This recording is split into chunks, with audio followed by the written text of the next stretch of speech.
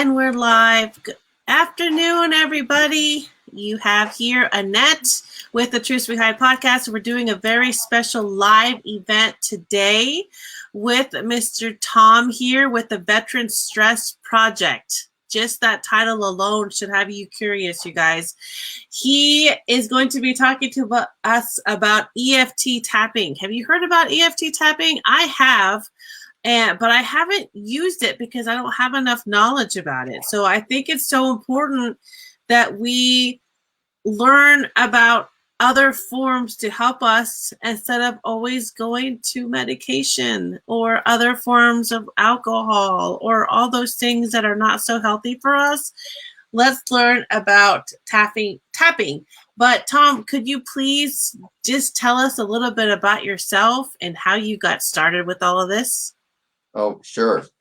Thanks. First of all, thanks for having me. It's a real pleasure to be here and spread the word about EFT, and especially for veterans, because I'm a Vietnam veteran myself, and I understand the struggles that veterans go through, especially if they've been in a combat zone and or combat. They're not quite the same, but still the effects can be the same.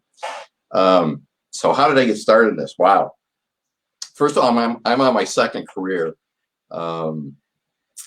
That's a long story in and of itself, but I got exposed to EFT tapping quite unexpectedly and inadvertently while I was on a snorkeling trip while I was on a conference in Jamaica, and we went snorkeling and I got in trouble and had to get rescued.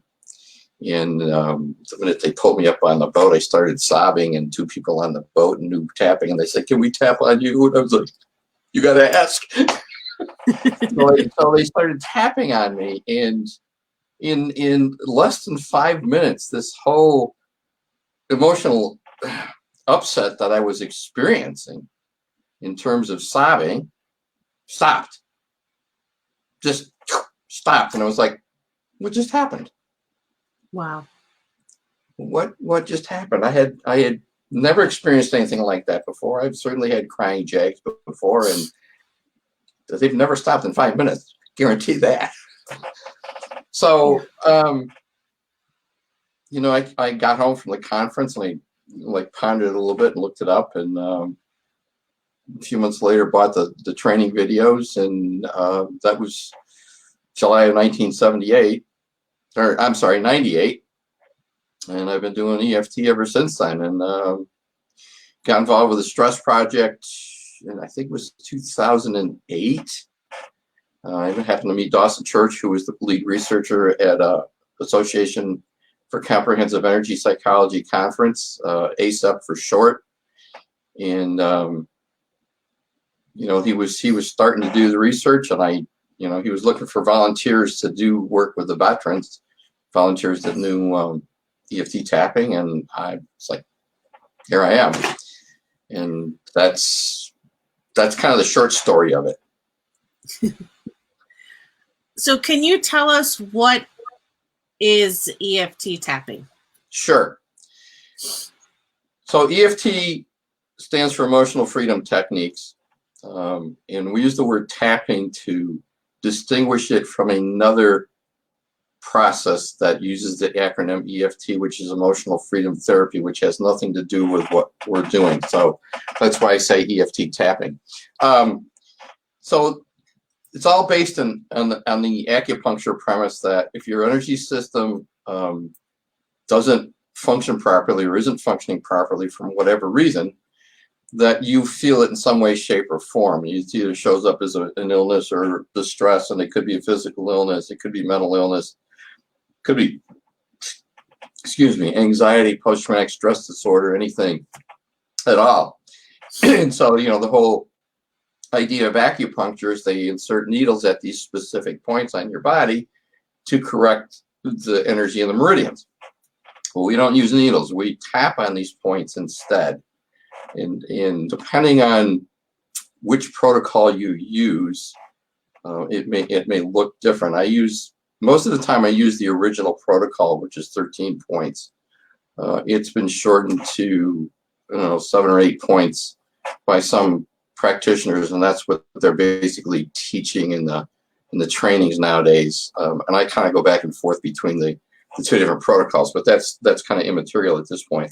So, the basic protocol, if you will, or the process is, first of all, I have the person identify what's causing the distress and come up with a statement about that distress. Maybe it's a fear of snakes, just an example. And so then I'll ask them, how intense is this fear of snakes, to get what's called a subjective units of distress in a scale of 0 to 10. And they'll give me a number, whatever that number is. It's their number. It's not my number. It's their number. So it's just a tracking mechanism. And then we'll create a setup phrase that sounds like, even though I have this fear of snakes, I deeply and completely accept myself. And then we start tapping on the points with that phrase and a shortened phrase and or modified phrases that represent the scenario. So it could be a fear of snakes. It could be a fear of moving snakes. It could be a fear of snakes sticking their tongue out. Could be a fear of red snakes, brown snakes, and anything that's a descriptor in there could fit into the set of phrases and the tapping phrases. So that's it in a nutshell. People learn it. I teach it to all my clients. They learn it. They learn to use it in between sessions because they can. It's probably one of the only therapeutic tools out there that can be used like that in between sessions. Let me rephrase it. Active therapy tools, because people could do journaling in between sessions, and that's great. But this is another step above that, maybe even 2 steps. That's so interesting. How long does it take to teach somebody these skills and have them start using it on their own? Typically after one session, they should be able to do a little bit of on their own, and I always send them a cheat sheet so that they have something to reference to in between sessions, and some of them will play with it and others won't. You can't mess it up, and that's one of the things that people are afraid of, is like, I might say the wrong thing, I might tap on the wrong points, or I might skip a point. But you can't mess it up. The worst that happens is nothing happens. So you can't make the situation worse. That's a good. So if someone comes to you and says it's just not working, what else can you do? Well, that's when we start troubleshooting. It's like, what are you using? A phrase that's accurate for you? Are you tapping on the correct points? Because the points are important. They've done some research that shows that tapping on sham points doesn't work. So that's a good comparison between the existing research to support more evidence to support that the right points are important and the phrasing is important. So if it's not working, we start troubleshooting right there. What phrase are you using? And is that accurate for you? And if not, what do we have to do to make it accurate? If everything is in line with them and they're doing things correctly, then there's things called psychological reversals that will block or stop the process. So what do I mean by psychological reversal? That's a thought or a belief or an idea that's basically 180 degrees out from the goal. So it may not be safe to let this problem or issue go or change it. The person may not be willing to let it go or change it. And for example, since we're talking about veterans, and I know this is a case and this is true, there's been a couple of veterans that don't want to do this because they're afraid they'll give up their benefits. So there's an unwillingness to participate here. Some people think it's not possible. So not possible to change it is another reversal, or it's a part of their identity, or they don't deserve to change it or be different from what is.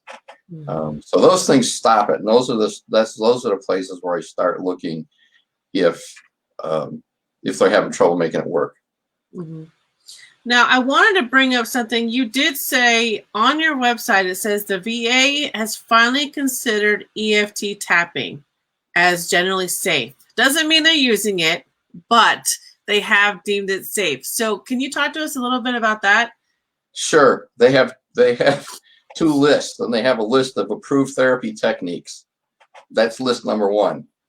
List number two is what you read about, is where we're at. Generally considered safe. No, we're not using it. And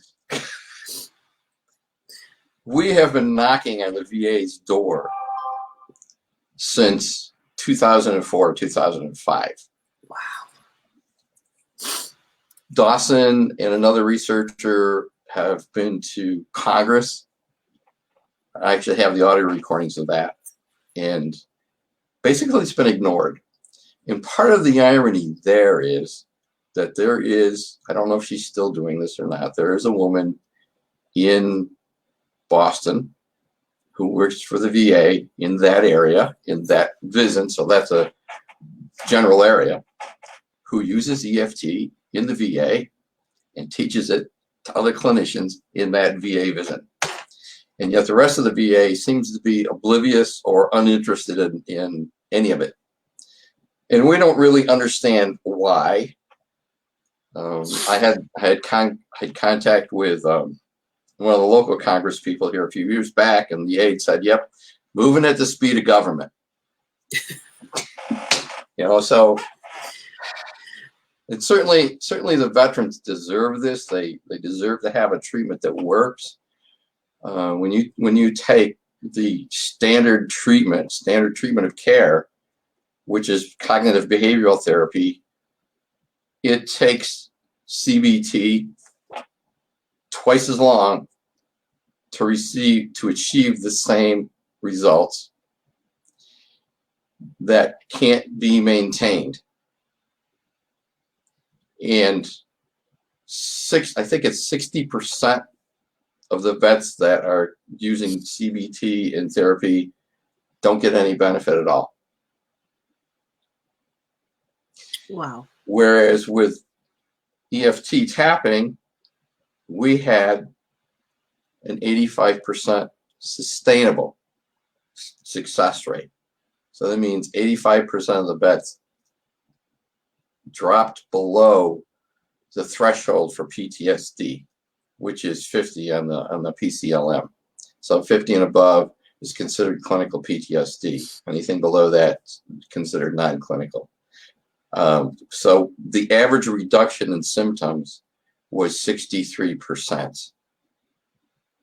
And we accomplished this in 6 hours. Now I have to clarify that, though, because this is research. So research is very structured. So each veteran that came in, we made a list of the bad memories that were bothering them. And we just went down that list one by one by one by one. So it's not a typical counseling session. When I actually get into working with anybody in counseling sessions, it takes a little bit longer because there's a lot of questions that people are asking. There's a lot of things that they need to understand and want to understand that I wasn't able to take time to do that in the research. So it takes a little longer. And nonetheless, we can collapse quite a few problematic memories in an hour. So I forget what the question was and where we were headed with all of this. Oh gosh, no. You were just trying to clarify. Well, now I forgot. But it was all interesting information. Yeah. So now I'm curious. So the VA isn't using it, but can they refer you out to see someone who specializes in it? Well, that's another question. That's another good question. And the short answer is yes, they can, and the long answer is no, they can't. There are some stipulations within the VA that the veteran has to meet in order to be referred out. And so basically that means if they're not within 40 miles of a VA clinic, then they can get referred out and the clinician can get paid via the mission program that was, I think, put into effect by President Trump, former President Trump. So veterans locally, because there is a VA right in here in Rochester, they won't refer to me, and I've had some trouble getting on the program anyway. So, everything that all the work that I do with veterans is free. Wow.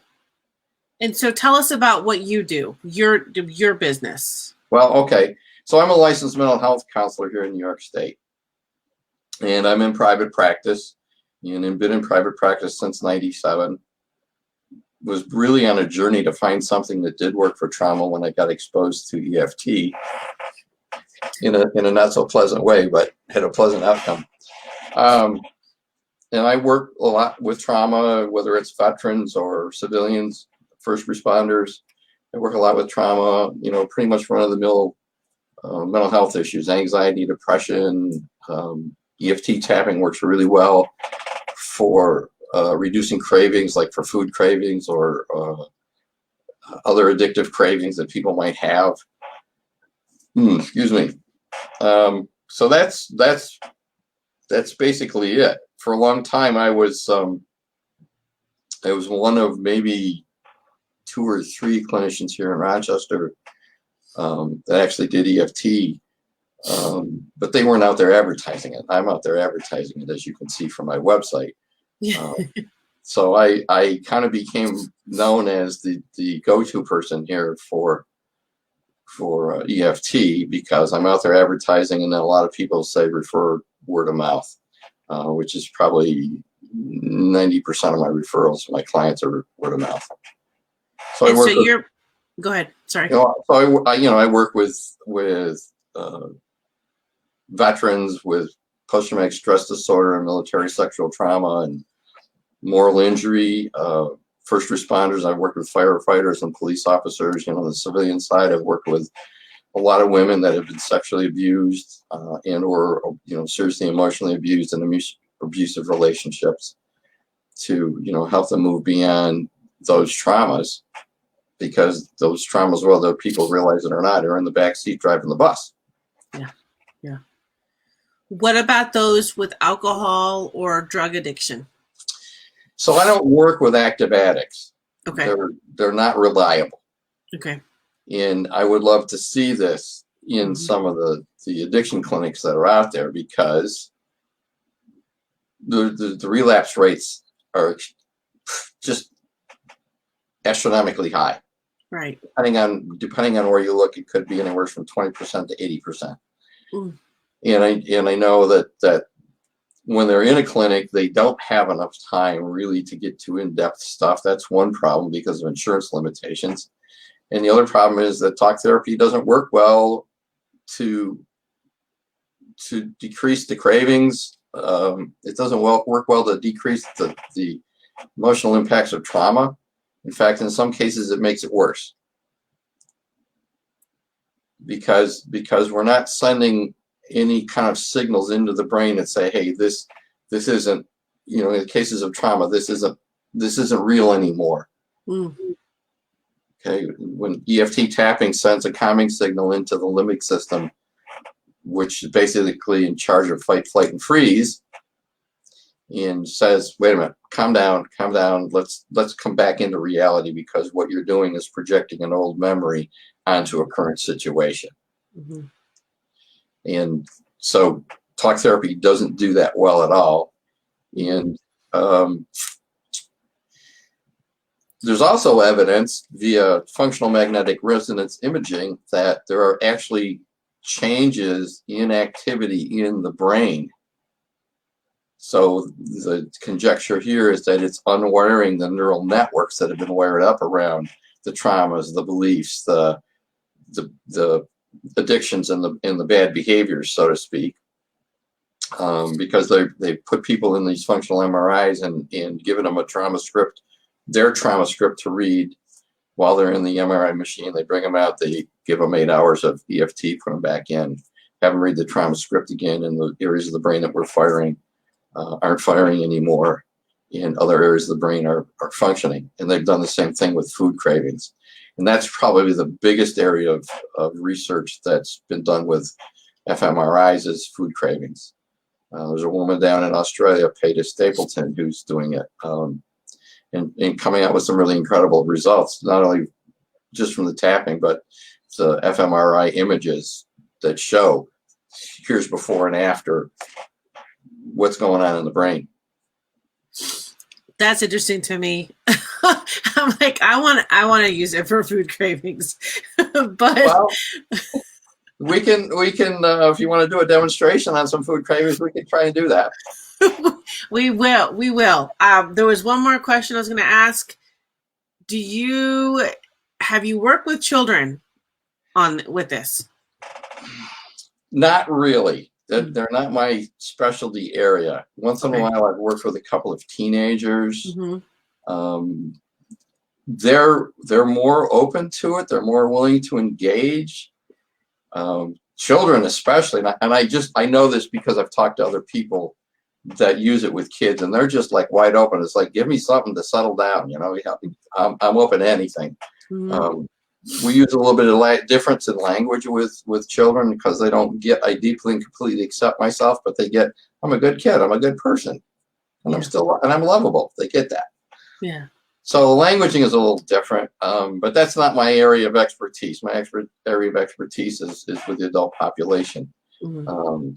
And I, you know, to just kind of loop back, as we were talking about addictions, and you know, if we could get EFT into these clinics, their success rates would skyrocket.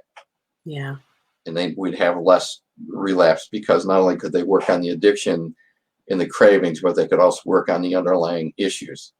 Right. So, because from my perspective, substance abuse and addiction is not a disease, it is a dis-ease, hyphenated. People find a way to self-medicate. They don't do it intentionally, but there's this unconscious, hey, look at, if I do this, I don't have to feel this. If I do this, I don't have to feel that. Right. It almost makes me think about emotional eating too. With you know. Yeah, absolutely. The beauty of EFT tapping is this. On the surface, it kind of looks like a one-size-fits-all, just from the process standpoint. However, it's really like an adjustable wrench, because the main process stays the same, but we fine tune it to each individual by the words and phrases that they're using. It's part of it is we're working with the subconscious. The subconscious is very literal.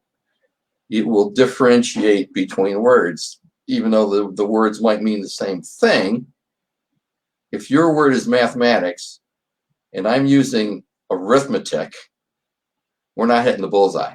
We're not on target, so we might not make any progress. Mm-hmm. Right? But if I switch over to mathematics, I have a trouble with mathematics, or I hate mathematics, or whatever it is, versus I hate arithmetic, or I have trouble with arithmetic. Switch over to your term, we start moving along. Right. Very interesting. It's really it's only limited by your imagination. That's what I'm trying to say. It's only limited by your imagination. I mean, we can use it for physical pain.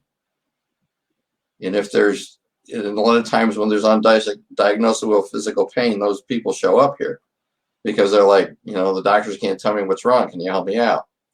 In most of the time, there's an emotional issue connected with that physical pain.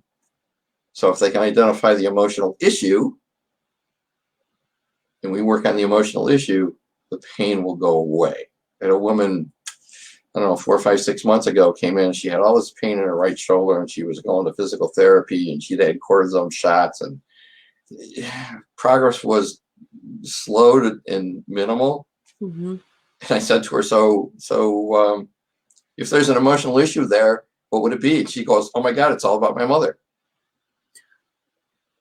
So we tapped on her mother issues, and I think I think we did one session. I think we did this in one session. I don't remember for sure, but the pain went away. Wow. And she emailed me the next day and she said, "Oh my God, I can't believe this. I'm still pain free." Wow. Wow. Okay. And I just worked on somebody with sinus pressure and sinus pain the other day, and I was at Monday, and I talked to her Friday, and she said, "I haven't had any sinus pain since then." If So only, even if we don't, go ahead. yeah. So even if we don't know the emotional issue, we can still work on the pain. Yeah. If only I could get rid of allergies. It can do that too. Then I need it. Sign me up. So a lot of times there are emotional issues underneath the allergies. For example, there's a story on, I think it's on the EFT Universe website, I'm not sure. This woman developed an allergy to oatmeal. Interesting. It was interesting because she was eating breakfast one morning and eating oatmeal, and she found out her son had been killed in an accident. And ever since then she was allergic to oatmeal. And once they processed the accident and the trauma with EFT, she'd eat oatmeal again. Oh my gosh. You were probably exposed. Wait a minute.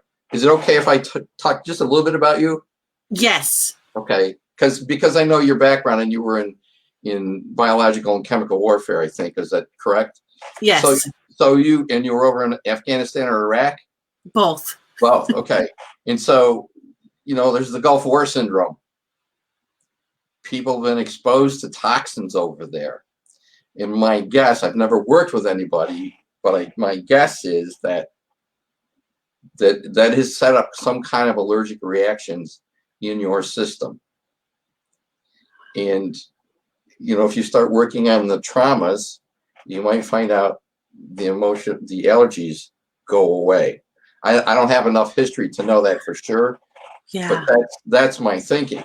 Just because you're in a combat zone and you're experiencing all this stress and this fear and whatever else is going on there, mortar attacks and rocket attacks and ground fire, those, even if you're not directly exposed to that, you're exposed to it. Yeah. Yeah. When I was in Vietnam and I was stationed in Long Binh, the Vietnamese would mortar the runway over in Benoit, which was 5 miles away, and we could feel it. So that's what I mean by not directly exposed to it. Mm-hmm. But I'm in the vicinity. I knew what was going on. I had to call my buddy over there and say, "Hey, you okay?" So there's a lot of possibilities with EFT tapping that just don't exist with the standard treatments for post-traumatic stress disorder, including exposure therapy, which most people in the tapping community deem as extremely barbaric and high risk of re-traumatizing the individuals that are being exposed. I mean, and that's basically how EFT got started. There was a psychologist out in California. His name was Roger Callahan, and he was working with a woman who had an extreme fear of water, and the standard of treatment was exposure therapy. How close can we get you to a stream of water or the swimming pool? She couldn't drive past lakes and rivers and streams, and she could only use 1 inch of water in the bathtub. Oh. And Roger Callahan was studying acupuncture at the time. And she was in his home office one day, and she was complaining about having a nightmare or something about water, and that it was causing a knot in her stomach. And so Roger said to her, "Tap right here, tap right under your eyes, because that's where the stomach meridian ends." And he knew that, right? And she tapped there for a few seconds. She bolted out of his office down to a swimming pool and put her feet in the water. Oh my gosh. Roger running behind her saying, "Don't jump in, you can't swim." And she said, "I know I can't swim. It didn't make me stupid, but the fear is gone." That's amazing. It is. And that evolved into thought field therapy, which is the grandfather to EFT. And the big difference between EFT, emotional freedom tapping, and thought field therapy is thought field therapy had 15 different protocols. So if you're working on fear, you're tapping on one pattern. If you're working on anxiety, there's a whole other pattern. If you're working on grief, there's another pattern. Unless I could just see myself looking in the book, oh, we're doing grief, I got to tap this way. Oh, we're doing fear, I got to tap this way. Gary Craig, who developed the emotional freedom technique tapping, EFT tapping, took Roger's seminar, and Gary was an engineer, and he went, well, let's analyze this and see what the common points are and see what happens. So Gary took that complex protocol and made it really simple. And there's only one reason for the flow of the protocol, and that's just because it makes it easier to memorize. Well, I think we used to do a demonstration. Okay. Where should we start so we can show everybody? You wanted to talk about food cravings a little bit, yeah? Yes. So true facts. There are times where I emotionally eat just because you know, we when they talk about how women just go into a pint of ice cream and just eat and sob and all that, I do that sometimes. So when I'm either bored or when I'm sad, and my daughter does the same thing, she'll emotionally eat too, or emotionally shop. But yeah, let's stick with the eating. Okay. So what's your favorite food to eat emotionally? French fries. French fries. Okay. There's two ways to approach this here. If you couldn't have the French fries, how much distress would you experience? 0 to 10, 10 being total distress. Maybe 1. One? Yeah. Because I just want it. I don't have to have it. I just want it. Okay, so there's a clue right there. I just want it. Yes. As opposed to have it, okay? Right. How bad do you want the French fry? 10 being I totally want it. Oh, like a 4. Okay, and what would make it go up? Oh, if I keep thinking about it, if I have to have it. If I am stressed out, sometimes that's what will calm me down, just eating fries. Eating fries, okay. So you eat French fries to calm you down. Yeah. I'm just getting some target words here, okay? Yeah. Where do you feel that in your body? I don't know.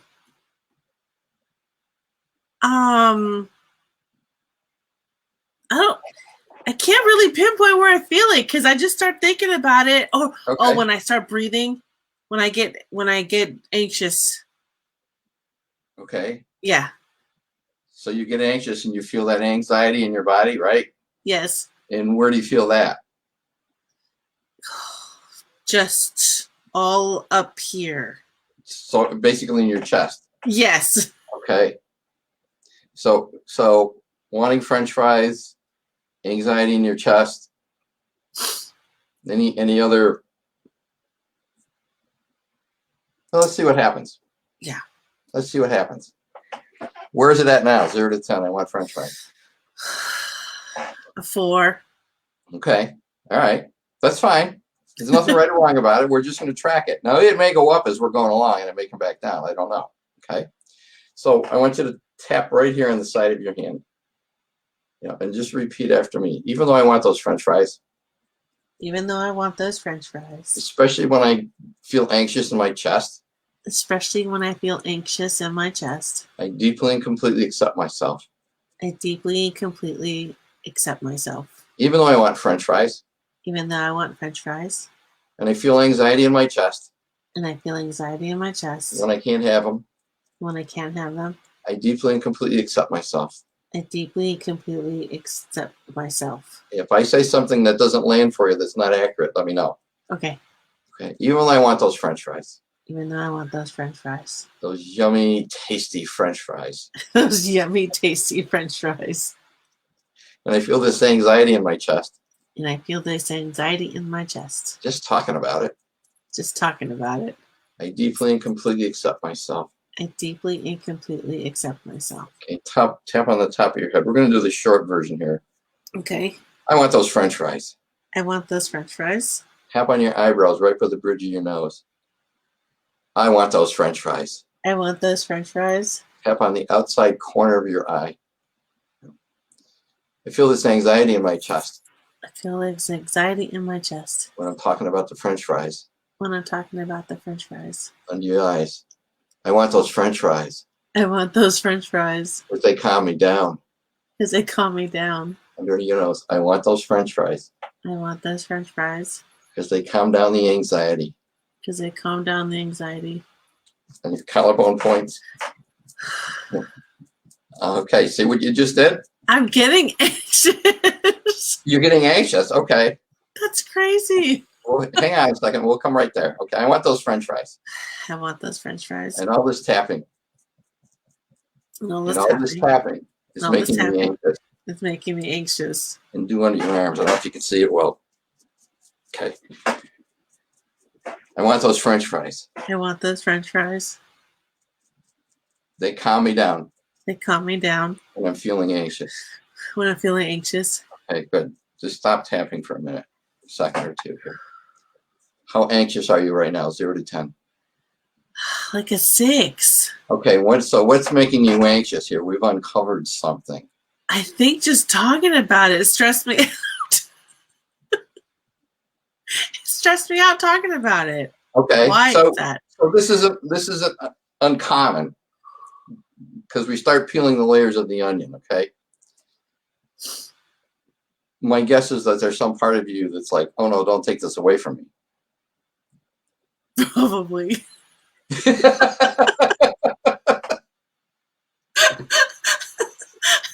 That's so crazy. Well, is it true though? Yeah, I guess it is. Now that I'm thinking about it. You don't want to give up the French fries. Well, no. No, of course not. Because then you wouldn't be able to calm yourself down. Well, what if you could? Okay. Different story, yeah. All right. Okay. So, are you still feeling the anxiety in your chest? Mm-hmm. Okay, let's do this and see what happens here. Tap on the side of your hand. Even though I don't want to give up those French fries. Even though I don't want to give up those French fries. Because I won't have anything. Because I won't have anything. To calm me down. To calm me down. To calm down this anxiety in my chest. To calm down the anxiety in my chest. I deeply and completely accept myself. I deeply and completely accept myself. Even though some part of me. Even though some part of me. Doesn't want to give up the French fries. Doesn't want to give up the French fries. Because they help me calm down. Because they help me calm down. They calm down that anxiety in my chest. They calm down the anxiety in my chest. I deeply and completely accept myself. I deeply and completely accept myself.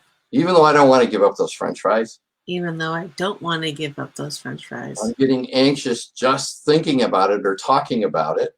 I'm getting anxious just thinking about it or talking about it. I deeply and completely accept myself. I deeply and completely accept myself. Top your head. I don't want to give up those French fries. I don't want to give up those French fries. On your eyebrows. I won't have anything to calm me down. I won't have anything to calm me down. Outside corner. Eating French fries. Eating French fries. Calms down the anxiety. Calms down the anxiety. That I feel in my chest. That I feel in my chest. Under your eyes. So I don't want to give up the French fries. So I don't want to give up the French fries. Because I won't have anything to calm me down. Because I won't have anything to calm me down. And they definitely calm me down. And they definitely calm me down. But I don't want to give them up. But I don't want to give them up. Because I might get anxious. Because I might get anxious. Under your arms. And I won't have anything to calm me down. And I won't have anything to calm me down. Okay. What are you noticing? And I'm calming down. Right. Right. So I was aware of that because your voice changed. And the second sign that you're calming down was you did this. You did a spontaneous sigh without any prompting from me. So that's one of the signs that people are having an emotional shift, an emotional release, an energetic release, is that they often sigh spontaneously. Some people start to yawn. I do. I'm working with clients and I start to yawn and I have to tell them, I'm not tired. I'm just processing with you. So your anxiety was at a 6. Where is it at now? A 3. A 3. Okay. You want to go for 0? Sure. I was just, yeah. Okay. Tap on the side of your head. Even though I still don't want to give up those French fries.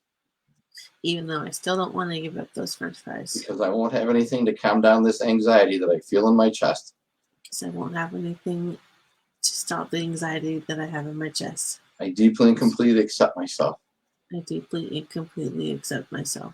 Even though I don't want to give up those French fries. Even though I don't want to give up the French fries. They calm me down when I eat them. They calm me down when I eat them. And I don't feel that anxiety in my chest. And I don't feel that anxiety in my chest. I deeply and completely accept myself. I deeply and completely accept myself. Even though I don't want to give up those French fries. Even though I don't want to give up those French fries. Because I won't have a tool. Because I won't have a tool. To calm me down. To calm me down. I deeply and completely accept myself. I deeply and completely accept myself. Yep. Tap of your head. I don't want to give up those French fries. I don't want to give up those French fries. On your eyebrows. I won't have anything to calm me down.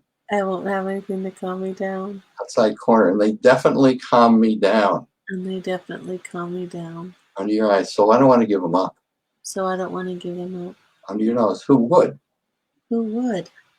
They calm me down. They calm me down. What would I do without them? What would I do without them? I don't want to give up those French fries. I don't want to give up those French fries. Under your arms, I don't want to give up those French fries. I don't want to give up those French fries. Okay. So are you still a 3? So much better. No. I'm calm. Who would have thought? Who would have thought? Right. And how long did it take us? Under 10 minutes. Probably under 5. I wasn't really timing it. But yeah, maybe. Yeah. 5 minutes, Yeah. So how do we help more people? Let me answer your question in a second, Heather. I want to just what I want to do is test this a little bit. All right. And if you think about French fries, what do you notice? Right now, I'm not stressing out about it. And if I say you can't eat French fries or you can't have them, my heart just started racing. Okay. Okay. Damn fries. So we're looking for another aspect here. That's why I'm testing this, because there's another aspect. Okay. What's the other aspect here? What made your heart start racing? Because you said I couldn't have them. Okay. How much distress is there that you can't have those French fries? It was just a little bit. Is a little bit, because I'm just coming down from this calmness. All right, just check it out here. You can't have French fries. How high does it go? How high does this distress go? It didn't go high this time. It didn't go high this time. Okay. All right. So to your question, how do we get this out to more people? Word of mouth. Send them to the Veteran Stress Project website. Send them to my website. Send them to the EFT Universe website. It's all been spread by word of mouth. And it just keeps growing and growing and growing. When I first started this, there weren't any certification programs. Now there's 3 major certification programs out there. When I first started it, there wasn't any research. The Veteran Stress Project was probably one of the earliest research projects there was, and now there's over 100 peer-reviewed research papers out there, and dozens of other. There's a lot of research information out there. Let me put it that way. Yeah. Research that didn't exist 10 years ago. Oh my gosh. But I was trying to see if there's any comments. Nothing yet. Oh, this is crazy because I was feeling it. I mean, you guys, I'm not even joking. I was feeling it, and it was such a weird feeling because there was nothing. It was just words and tapping and breathing and just listening and yeah, this needs to be shared all over because I can't imagine how much of a relief it would bring to people when they are under this stress. Mm-hmm. Mm-hmm. Just those movements. Right. So part of the reason you were feeling it is because those statements created an internal exposure. You were connected with whatever was going on internally. So there's this exposure therapy component to it. When I say tune into this memory, what's the distress level there? Your mind doesn't know the difference between imagination and reality. Wow. And so there's the exposure component, and there's the somatic, right? And then the talking is the cognitive. So we have a combination of basically 3 different therapies pulled into one process along with the tapping. Incredible. Oh my gosh. I'm like, how calm. So what else can we tell people? What else can we tell them to not, maybe not, don't knock it till you try it, right? Because Yeah. Don't knock it until you try it. I mean, it looks weird and it sounds weird, and if it works, who cares, right? Yeah.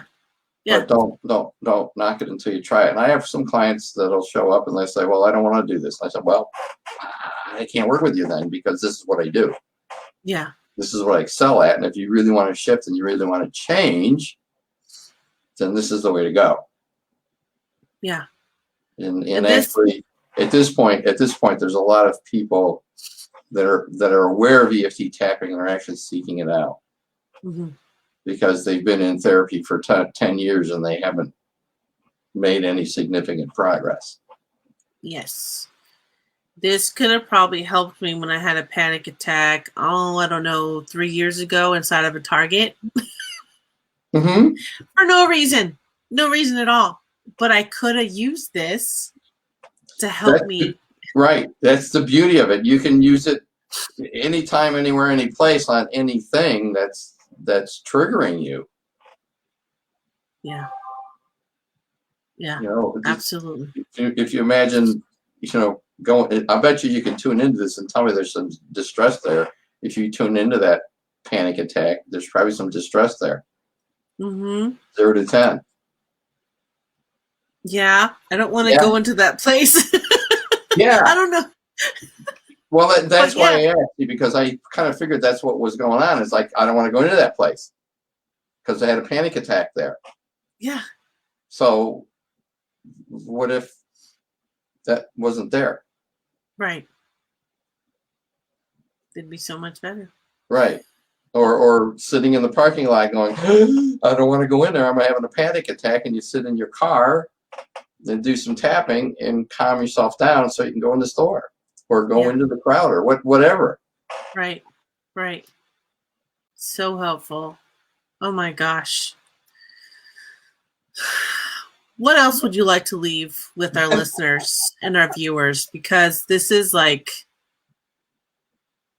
I mean, I definitely want to leave them with your websites and with words of not encouragement, but just like, you should try it. I mean, what have you got to lose? You know, another way. Nothing to lose. You have nothing to lose to try it. Yeah. A little time and investment, and maybe some money, depending on whether you're a veteran or not. Mm-hmm. You have nothing to lose. You have everything to gain. If you want, basically, you want your life back and be more in charge of it rather than these spontaneous out of the blue reactions that show up, like happened in Target, Mm-hmm. this is the way to go. Mm-hmm. Absolutely. So tell us again which websites they can find you at. Okay, they can find me at my website, www.lifescriptcounseling.com. They can go to EFTuniverse.com and find out more information there. ASEP website is energypsychology.org. I think that's what it is. And then there's the Tapping Solution website, Nick Ortner and his sister Jessica and his other brother, I can't remember, Alex. And they've created the Tapping Solution Foundation. They're in Newtown, Connecticut, where that school massacre happened. And so they've done a lot of work with the survivors of that massacre, and they created a foundation, a charitable foundation. And every year they run, in February, they run this thing called the World Tapping Summit. And they invite guest speakers to come in and talk about tapping. And, you can buy the program and have it for future reference. And he always donates the money to, not all of it, he donates some of the money to other projects like the Veteran Stress Project, or I think that was Project Light, which is, they've been using this with school kids in Rwanda, kids that experienced the genocides. So there's, if you Google emotional freedom techniques, you'll find lots of resources there. You'll find me, Association of Energy, the ASEP website, EFT Universe, and several other websites. If people have any questions, they can always contact me at 585-704-0376. They can send me an email at info@lifescriptcounseling.com, and I'll be happy to answer any questions that they have. And, some people want a referral, and I can help. I might be able to help get them connected with somebody, and maybe not. It depends. I'm not allowed legally. I'm not allowed to work across state lines. Right. The pandemic has changed that to some degree, but it's state dependent, state by state situation. And I think technology is going to sort of push and mandate the change that just allows us to work across state lines without any repercussions or penalties. Yeah. Wow. Well, I thank you so much for being on here today, because I learned a lot, and I definitely, we need to get the word out. We need to promote this more, because it's not being used to its advantage. No, it isn't. It isn't. So it's still widely underused, even though it's used more. It's still widely underutilized, especially in the VA, especially in the substance abuse centers. Widely underused there. I can't imagine how much an effect it would be for substance abuse. It would be so amazing. They need to use it. Let me close with this little story here. So a couple of years ago, I was working with a lady with chocolate craving, and it worked so good that she couldn't even drink a chocolate smoothie anymore. No. Oh no. And that only took a couple of sessions. Oh no. I worked with another woman who had this addiction to ginger chews and some kind of ginger candy, right? And she would eat a pound like every 2 days. Oof. I worked with her for maybe 30 minutes or so, and that was 2.5, almost 3 years ago. And to this day, she's like, I can't eat them. Oh my gosh. It's magic. Yeah, it is. It is kind of like a magic bullet. Yep. Absolutely. Everybody responds differently to it, and everybody responds at their own speed, their own pace. And so there's no right or wrong about it. Right. There's no right or wrong about the number. There's no right or wrong about anything about it. It's just so flexible. Yeah. Yeah. Oh my gosh. Well, thank you so much again, you guys. If you're watching or if you're just listening to this, tune in, go find him and get some more information. See if it works for you. You never know. So thanks for having me on. I appreciate it. Thank you so much. You're welcome.